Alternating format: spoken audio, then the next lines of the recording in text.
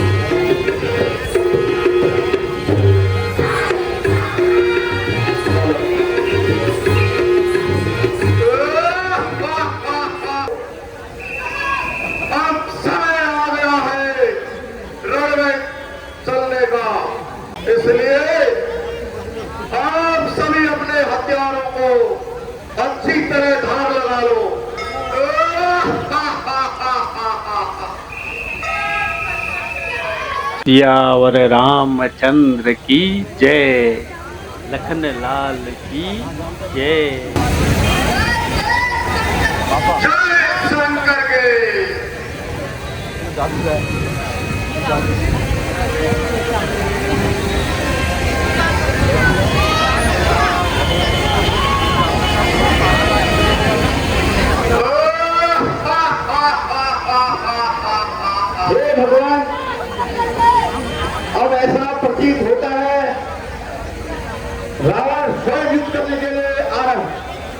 इससे हमें सावधान हो जाना चाहिए।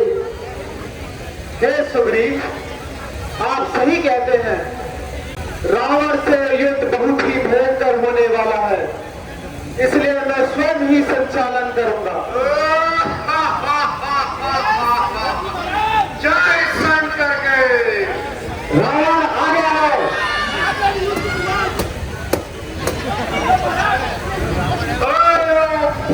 वानरों, कहाँ हो? तुम्हारे प्राणों का घात आ गया है। सामने आ जा, क्या बुलाता है?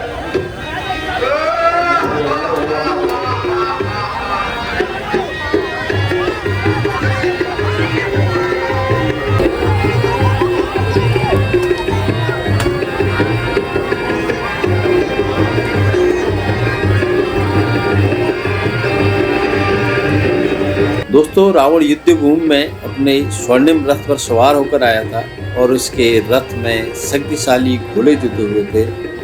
रावण ने भगवान राम को चुनौती दी और दोनों के बीच घोर युद्ध शुरू हुआ। राम और रावण का जब महायुद्ध आरंभ हुआ तो यह युद्ध रुद्र और यक्ष के बीच हुए युद्ध के समान प्रतीत हुआ। जब रावण रण क्षेत्र में पहुंचा तो उसने अपने योद्धाओं को बोला, सुनो, तुम रीछ बांदरों के ठट्ट को मसल डालो और मैं दोनों राजकुमार भाइयों को मार डालूं। ऐसा कहकर उसने अपनी सेना सामने चलाई। जब बांदरों ने देखा कि रावण की सेना आई है तो वो भी रावण की सेना की तरफ काल के समान दौड़े। पंख वाले पर्वतों के समूह उड़ा रहे हैं। नख, दांत, पर्वत और बड़े बड़े वृक्ष ही उनके हथियार हैं। वानर बड़े बड़े बलवान हैं, उन्हें किसी का डर नहीं है और जय श्री राम की जय जयकार करते हुए उनके सुंदर यश का बखान करते करते युद्ध में राक्षसों से जा भिड़े।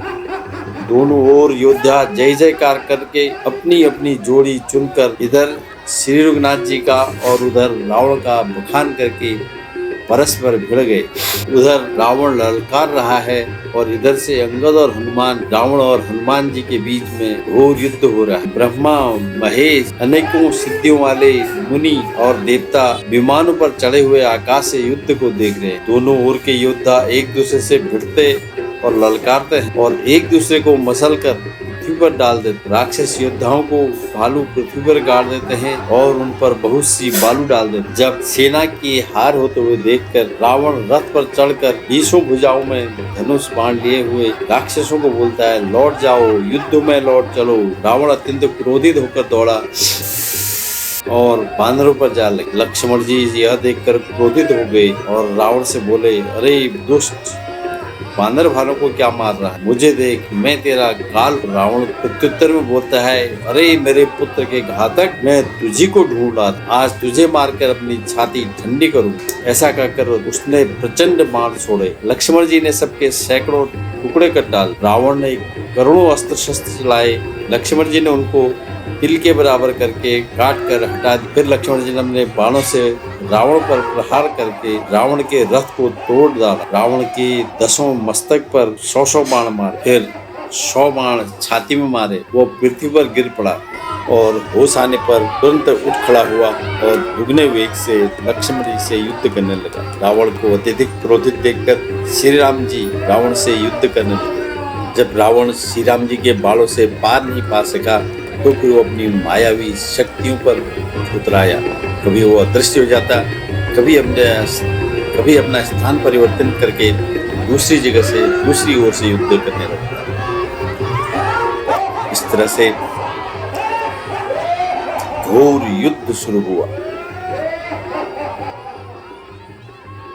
दोस्तों, युद्ध का आरंभ होते ही पूरी लंका युद्ध के शोर से गूंज उठी। रावण अपने स्वर्णिम रथ पर सवार होकर अपने दिव्य शक्तियों और अस्त्र शस्त्रों के साथ श्री राम जी से भीषण युद्ध करने लगा। वहीं भगवान श्री राम जी शांत और आत्मविश्वास से भरे हुए थे। अपने धनुष पर प्रत्यंता चढ़ाए खड़े थे। जैसे ही पहला तीर छोड़ा गया, युद्ध का मैदान कर्म भूमि बन गया। रावण भी कोई साधारण योद्धा नहीं था। वह 10 सिरों वाला एक महाबली योद्धा जो ज्ञान, बल और अहंकार का प्रतीक था। उसके पास ऐसे दिव्य अस्त्र शस्त्र थे जो आग, तूफान और भ्रम पैदा कर सकते थे। जब भगवान श्री राम ने उसके सिरों को काटा तो वे फिर उगाते। ऐसा लगता था मानो रावण अजेय है। इस युद्ध में केवल अस्त्र शस्त्रों की टकराहट ही नहीं थी, बल्कि यह धर्म और अधर्म के बीच के संघर्ष का प्रतीक था।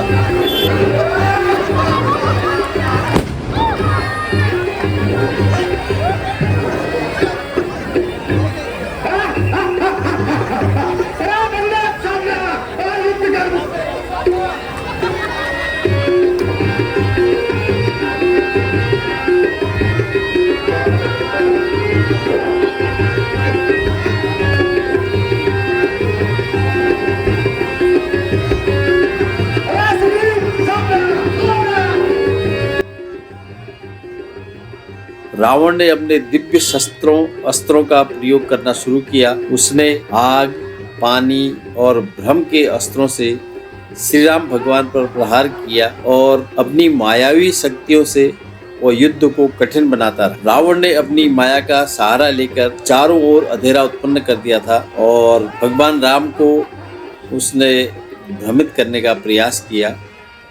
लेकिन भगवान राम स्वयं धर्म के प्रतीक थे। उन्होंने अपने दिव्य दृष्टि और विवेक से इन मायावी शक्तियों को विफल कर दिया। युद्ध के दौरान श्री राम जी ने अपने तीरों से रावण के 10 सिरों को बार बार काटा, लेकिन वो पुनः उग जाते थे।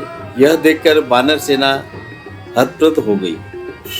न च इस्म पतितम कायम न च इस्म व्यथेरणे रावणस्य महाबाहोस् ततो रामो व्यचिन्तयत्। अर्थात भगवान राम ने देखा कि रावण के शरीर पर उनके बाणों का कोई प्रभाव नहीं पड़ रहा है, तो वे इस पर विचार करने लगे। रावण के भाई विभीषण से जब भगवान राम ने पूछा कि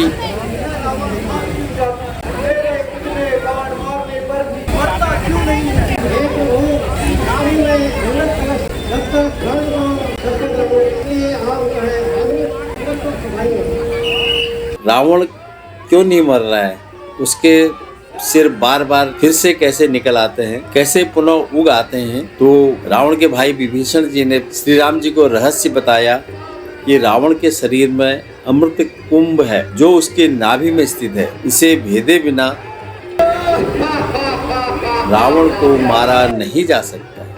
तो श्री राम ने अपनी दिव्य दृष्टि से इस अमृत कुंभ को देखा और उसे श्री राम ने अपने बाणों से रावण की नाभि पर प्रहार किया और अमृत कुंभ को नष्ट कर दिया।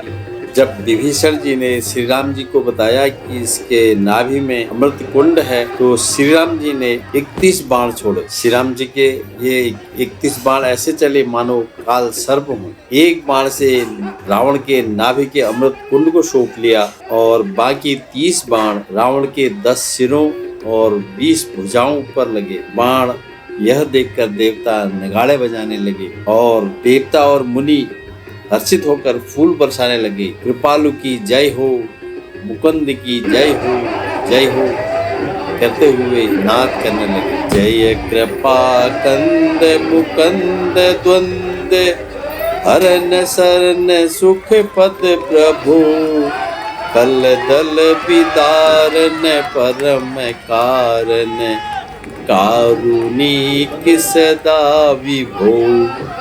सुर सुमन पर सही हरस संकुल बाज दंदुभिक कही संग्राम अंगन राम अंग अनंग बहु शोभा लही। सिर जटा मकुट प्रसून विच विच अति मनोहर राजही। जनु नीलगिरि पर तड़ित पटल समेत उडगन भागहि। उज दंड सर को दंड फेरत रुधिर कन तन अति बने। इसलिए जन्म के पास जाओ और कुछ आगे की शिक्षा ग्रहण करो। लंकेश, हे लंकेश, जरा उठो, क्यों लंकेश, कुछ तो बोलो। प्रमोशन भैया, रावण तो कुछ बोलता ही नहीं। भ्राता लक्ष्मण, तुम शिक्षा ग्रहण करने किस तरफ से गए थे? भैया सर की तरफ से। भैया लक्ष्मण, यदि किसी से कुछ भी ज्ञान प्राप्त करना हो, पहले आपको उनके चरण छूने चाहिए। इसलिए तुम लंकेश के पैरों की तरफ जाओ भ्राता। जो आके हे लंकेश, तुम चारों विधि के ज्ञाता और परम ज्ञानी हो, एक विद्वान पंडित हो। कृपया मुझे अपना शिष्य समझकर कुछ उपदेश देने का कर्म करो। लक्ष्मण, अब मेरे पास समय बहुत कम है, इसलिए मैं तुम्हें कुछ जरूरी बातें बताऊंगा। वे सभी तुम्हारे भविष्य में काम आएंगे। ध्यान से सुनना। पहला, जो काम कल करना हो उसको आज ही कर लेना चाहिए और अपने घर का भेद कभी भी दूसरे को नहीं बताना चाहिए और शत्रु को कभी भी कमजोर नहीं समझना चाहिए। बिना सोचे समझे कोई भी कार्य नहीं करना चाहिए। राम,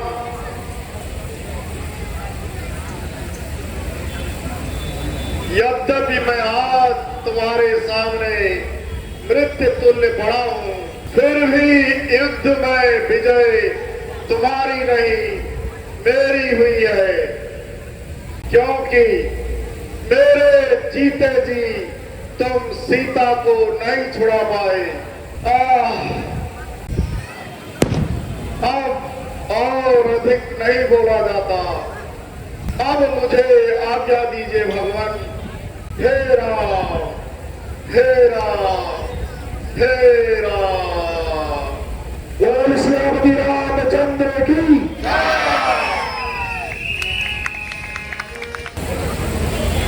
बोल श्रीपति रामचंद्र की जय।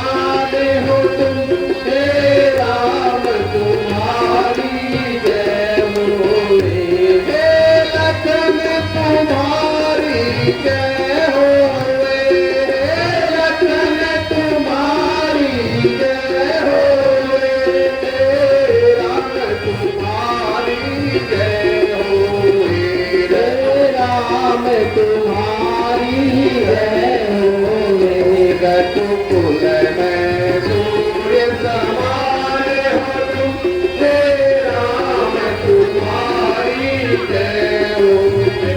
रघुकुल में सूर्य समान हो तुम, हे राम तुम्हारी जय हो।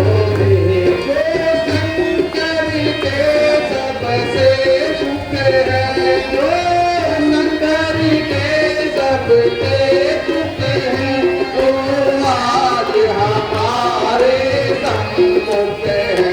ओ शंकर के सबसे सुख है, ओ आज हमारे सम्मुख है।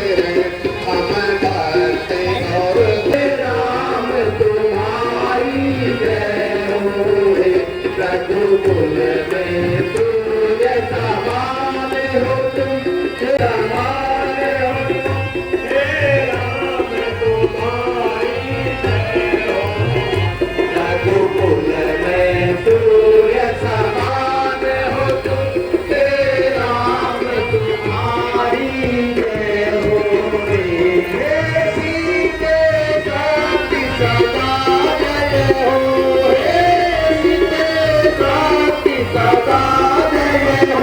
हे लक्ष्मण शेष सदा जय हो, हे सीते सदा जय हो। हे लक्ष्मण शेष सदा जय हो। सर्वपरि महान महान हो तुम, सर्वपरि महान महान हो तुम, हे राम तुम्हारी जय हो। रघुकुल में सूर्य समान हो तुम, हे राम तुम्हारी जय हो। रघुकुल में सूर्य समान जय हो। हे राम तुम्हारी जय हो, हे राम तुम्हारी जय हो। हे लखन तुम्हारी जय हो, हे राम तुम्हारी जय हो। हे राम तुम्हारी जय हो, हे लखन तुम्हारी जय हो। रघुकुल में सूर्य समान हो तुम, हे राम तुम्हारी जय हो। रघुकुल में सूर्य समान हो तुम, हे राम तुम्हारी जय हो। हम भक्त और भगवान हो तुम, हम भक्त और भगवान हो तुम, हे राम तुम्हारी जय हो। हम भक्त और भगवान हो तुम, हम भक्त और भगवान हो तुम, हे राम तुम्हारी जय हो। रघुकुल में सूर्य समान हो तुम, हे राम तुम्हारी जय हो। रघुकुल में सूर्य समान हो तुम, हे राम तुम्हारी जय हो। रघुकुल में सूर्य समान हो तुम, हे राम तुम्हारी जय हो। रघुकुल में सूर्य समान हो तुम, हे राम तुम्हारी। भारी लाने के सभी कार्यकर्ता ऐसे आपकी तपस्या तुम्हारी आप सभी कार्यकर्ता सदा हे लक्ष्मण शेष सदा जय हो। हे सीते कांति सदा जय हो, हे लक्ष्मण शेष सदा जय हो। सर्वपरि महान हो तुम,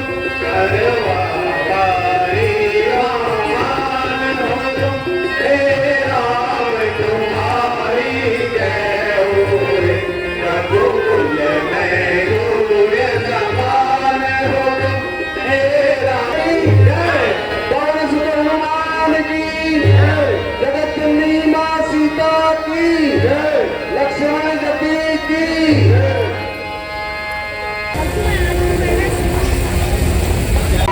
रामलीला देखी, जयकारा बहुत कम लग रहा है, नींद आ रही है कि आपको? जोर से बोलेगा, बोल श्याम रामचंद्र भगवान की, बोल पवन सुत हनुमान जी की, बोल जगदम्बे मैया की। रामलीला सब राम जी की लीला है। ये है हमारी रामलीला के राम, इनका शुभ नाम गौरव शर्मा है। इनके पिताजी श्री लीलाधर शर्मा जी, जो रामलीला डायरेक्टर का पदभार बड़ी खूबी के साथ निभा रहे हैं और इसके साथ उन्होंने रावण के पात्र का भी बहुत शानदार अभिनय किया। इनकी माताजी को भी आपने देखा था मंच में, जिन्होंने सबरी का एक मजे हुए कलाकार की तरह रोल निभाया था। दोस्तों, राम पहले इनके छोटे भाई बने थे, लेकिन जब एक दिन मैं रिहर्सल में गया था तो मैंने देखा, जब अपने छोटे भाई को राम के स्टेप सिखा रहे थे, खाली 1 मिनट लगभग मैंने इनको देखा था, तब मैं तभी सोचा था कि राम के लायक तो ये हैं, इन्हीं को राम बनाना चाहिए। लेकिन बाद में देखिए, राम की कृपा से यही राम बन गए, जिन्होंने बहुत शानदार अभिनय किया यहाँ पर। बस आप सभी का प्यार और सपोर्ट ऐसे ही बनाए रखो। और मैं थैंक्स टू वंडरलस्ट ट्रैवलर, जिन्होंने हमारे साथ बने रहे। प्रॉपर 10 दिन इन्होंने हमारी रामलीला को आपको दिखाने के लिए कोशिश की। मैं चाहता हूं कि आप जितनी भी पब्लिक जुड़ी हुई है वो हमारे फरीदाबाद में विजिट करें। हर ईयर होती है। बोलो सियावर रामचंद्र की जय, लखन लाल की जय। दोस्तों, पात्र परिचय मैं किसी अन्य एपिसोड में दिखाऊंगा और आप लोगों को जानकर ये आश्चर्य होगा। कुमाऊं सांस्कृतिक मंडल के जितने भी कलाकार हैं, वो कुमाऊं सांस्कृतिक मंडल के साथ ऐसे समर्पित हैं। उन्होंने अपनी सहयोग राशि और पारितोषिक राशि सारी कुमाऊं सांस्कृतिक मंडल दान में दे दिया। बोल श्री रामचंद्र की जय। इस रामलीला के समापन समारोह में हमारे अध्यक्ष बहुत सुंदर, जो इन्होंने यहाँ कुमाऊं रामचंद्र की जय। अंतिम धन्यवाद सबका। रामलीला दिखाने का पूरा आप से मिस्टर पीसी पांडे जी को दे सकते हैं। इन्होंने रात दिन लगकर लोगों के लिए चलचित्र तैयार करे हैं, जिन्हें आप देख सकते हैं इनके YouTube चैनल पर। आपको शेयर कर देंगे, द वंडरस विद प्रकाश। बड़ा कार्य। थैंक यू पुजारी जी और कैलाश पांडे जी, मेरे समर्पण और परिश्रम की प्रशंसा करने के लिए। साथ ही मैं रामलीला कमेटी और कुमाऊं सांस्कृतिक मंडल के कार्यकारिणी का भी धन्यवाद करना चाहता हूं, जिनकी वजह से मैं इस पावन तीर्थ स्थल रामलीला मंच पर आने का मुझे मौका ही नहीं दिया, बल्कि उन्होंने मुझे सम्मानित और पुरस्कार कर मेरा उत्साह वर्धन किया। और श्री राम जी की कृपा से और उनके इस प्रोत्साहन की वजह से ही मैं इस 10 दिन की रामलीला का अपने YouTube चैनल पर प्रसारण कर सका। और न केवल इन्होंने मुझे प्रोत्साहित किया, बल्कि इन्होंने मुझे इस रामलीला को यादगार बनाने में YouTube चैनल में दिखाने का बहुत प्रोत्साहन करने के साथ साथ योग भी दिया। और साथ ही मैं अपने YouTube चैनल के दर्शकों को भी धन्यवाद देना चाहता हूँ, जिन्होंने सब्सक्राइब कर मेरा प्रोत्साहन बढ़ाया और साथ ही मेरे चैनल पर रामलीलाओं का आनंद भी उठाया। गाइस, रामलीला का यहीं पर सुखद समापन करते हुए मिलते हैं मेरे अगले ब्लॉग में। समुद्री यात्रा विजयवाड़ा से पोर्ट ब्लेयर तक की, जहां मेरा जहाज 3 किलोमीटर गहरे पानी में खराब हो गया था। आगे क्या हुआ बताते हैं आपको अगले चैनल में। और साथ ही देखिए अंडमान निकोबार द्वीप समूह का कहाँ घूमने की जगह है और क्या क्या एक्टिविटी वहाँ कर सकते हैं। तो गाइस, मिलते हैं पानी के जहाज के 4थे दिन की यात्रा में। तब तक स्वस्थ रहें, मस्त रहें, रामलीला के साथ साथ मेरी समुद्री यात्रा का आनंद भी लेते रहें। Thank you for watching.